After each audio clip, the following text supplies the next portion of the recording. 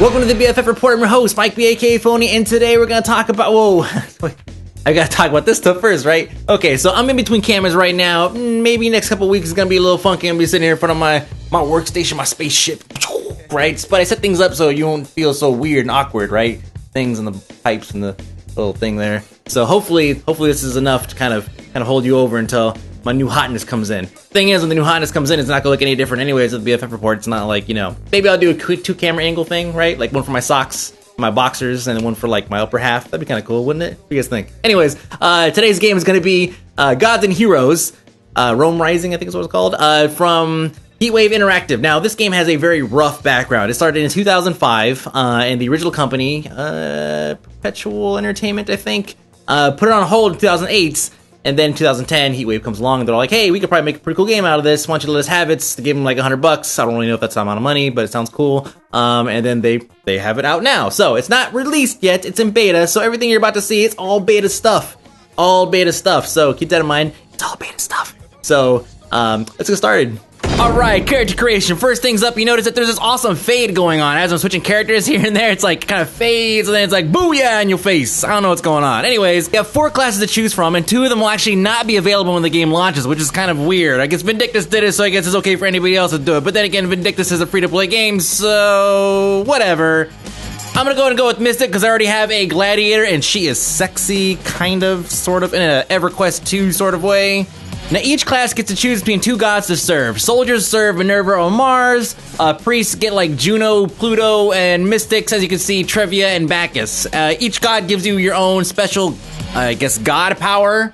That could be like a buff or something like that you acquire fairly early in the game.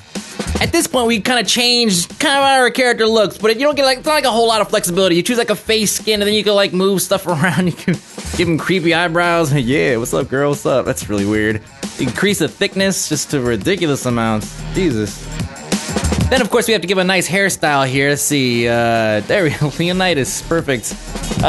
Go through and modify the body size. This is really interesting. It's just, I'm just thicker. I'm just a girthier dude. There we go. And then we change some of the colors of various things, hair, clothing, skin, and then we get into the game. Let's do this.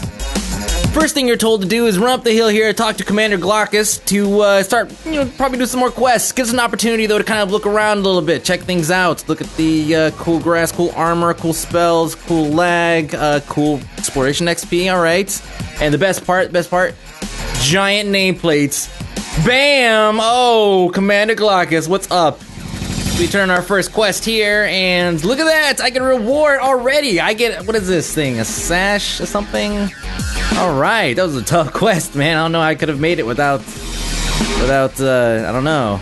Oh, a fanny pack. Alright, it's cool. I'm taking the fanny pack. Alright, let's go and kill some dudes. How many? Alright, let's kill some dudes. Now that I'm finished with all the easy stuff, it's time for me to find my god's statue and pray to it, and then I guess I'm gonna get ported to some... Oh, dang. What does this do? Let's see. Listen well, for the god... Oh, wow, okay. Is a toast to his child. Yes, I am your father. And by the way, that is one sick beard, bro.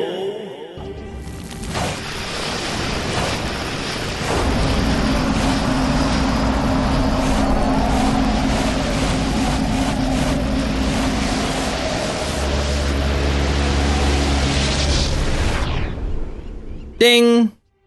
Let's go ahead and check in with my gladiator. So, just kind of weird. Go around here, let's see.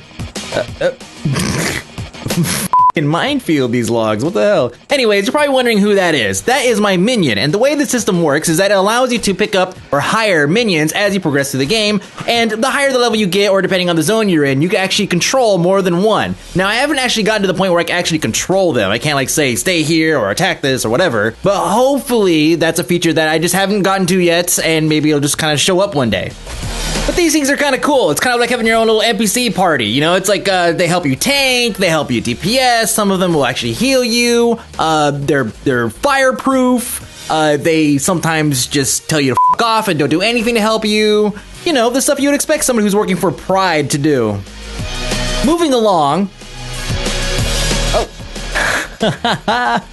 Boy, there's some tough stairs, man. Woo! Back to the caster class. You know, I kind of got bored of him after a while. I'm more of a melee guy, but there's one thing that he had, and it's not just him alone. I think everybody has this thing. It's like the scepter thing that will return you back to your previous bind point. It's like a Hearthstone, it's like a recall, it's one of those kind of things. Now, the item itself is not new and different or anything. It's the awesome effect you get when you cast it and then you cancel it. Of course, it only gets better when you take it and you put it on your action bar. Getting back to my glad, me and my minion decided to move on, keep on questing, and we ended up fighting this big metal monster. No, really, it's the metal monster. Now, this is supposed to be an elite mob, and I think things are kind of tuned funky right now because it's beta, and that kind of makes sense. We can let that slide. But one thing I cannot let slide is this. What was that? One more time in slow-mo. Let's try someone else. Yep. Okay, another. All right. I know. I'm just kidding.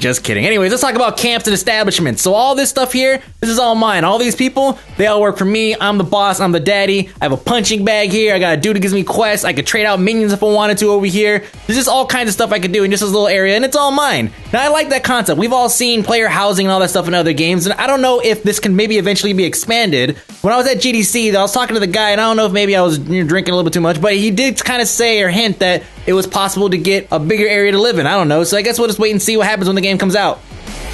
By the way, totally a rift. The last thing to go over is the feat tree. Now, this is divided up into 3 sections, and all this is to basically allow you to kind of customize your character a little bit. Let's say if I wanted to be more of a defensive player, I would go down the prot side. If I wanted to be more offensive, I'd go down the damage dealing side. Then there's a balance tree right down the middle. Pretty standard stuff. I think that's pretty much it. So while I show you footage of how reflections are not supposed to work, let me go ahead and throw out a few more tidbits. First, the game is going to have a monthly sub, and I've not read anything anywhere regarding an item shop, so at least you're safe there. Second, if you're looking for a Roman fantasy-based MMORPG, you will pretty much not find one that isn't an IGG reskin and free-to-play, or that's not maybe completely dead. And finally, thriller dance on a campfire. Alright guys, so there you have it. I am curious. I'm always like, what do you guys think? Now, I'm curious. Do you guys see what's happening here? There's tons of little MMOs that are coming out, and they're perfectly happy with their, I don't know, 5,000 to 20,000 subscribers, right? I mean, this game is going to be pay to play, and it seems like crazy. It's like, oh, only World of Warcraft can be free to or pay to play, and everyone freaks out about that kind of stuff. It's like, well, no, it's not true. Like, all these smaller studios are now doing this. So, what do you guys think? Are you guys happy with smaller studios coming out with these small MMOs, or would you prefer like big studios, like putting a ton of polish and VO and all this crazy stuff that you probably don't even really give a crap about, but it sounds cool and it makes the feature list in the back of the box super fine print because it's hella long? I mean, what do you guys prefer? What kind of games do you guys play? I'm curious. Let me know in the comments below. The reason why I'm asking what kind of games you guys play so I know what to talk about next, okay? It's kind of one of those secret things. I'm not trying to tell you all that. Anyways, let me know in the comments below, or hit me up on Twitter at AKMikeB, or on Facebook, AKMikeB. Also, I'm streaming RBGs /AKMikeB on Justin.tv. RBGs, that's all rhyme for some reason. I don't even know why. Anyways, hi Warlord Phony. Super easy to get for some reason. And that's pretty much it. So I guess I'll see you guys next week. Hopefully my cameras come in. If not, I'm gonna be sitting right. See you guys.